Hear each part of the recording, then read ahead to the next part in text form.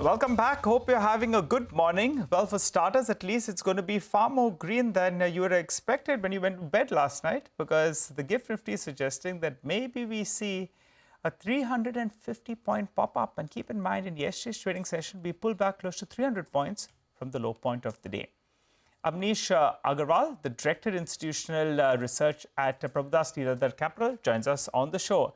Hi, Amnish. Thanks a lot for joining in, and good to see you in as always. We've got a couple of quarterly updates that have come in. Titan, it looked a little bit positive. What's your view on the stock in the backdrop that we had Kalyan as well that reported pretty okay numbers? The Titan sales were really positive. We look across whether it is jewelry, whether it is watches. I think the growth rates of 20% to 25%, they are really positive. The only concern seems to be the mix, because last year they had studied activation, and this year, consequently, the ratio of studied has gone down. That is one, and even coin sales are up by 65%.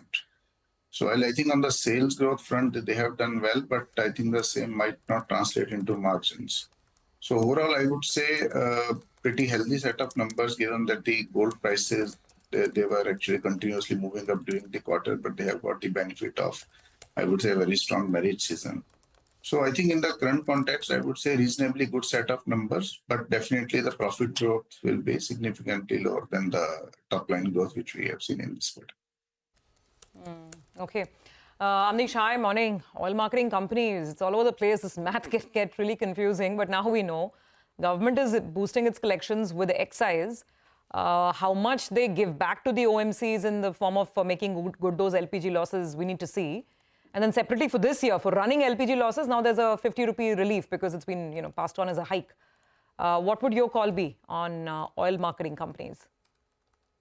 You see, this typically happens when the crude oil prices actually they go down. Then the government collections of the revenues, they also take a hit, and we have seen in the past also that the government actually takes a part of the gains in the low crude prices by way of the increase in the excise duty, and so to that extent it is no different. But definitely, if you are looking at that, the entire decline in the prices of crude will translate into the gains for oil marketing companies, so that has never helped.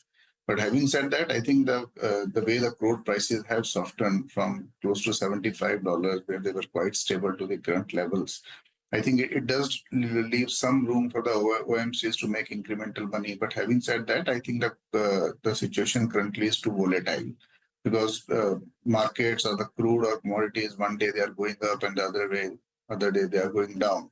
So I think to that extent, it is very difficult to take a call, in my view, at this point of time. It will be day-to-day movements depending upon how the crude prices and commodities behave. Okay, all right. Amnish, given that the global backdrop is a little bit volatile, all eyes are going to be on domestic plays. Any top bet that as a house you are looking at, which will be reasonably protected from all this global volatility, and that would be the top pick that you all are advising your clients?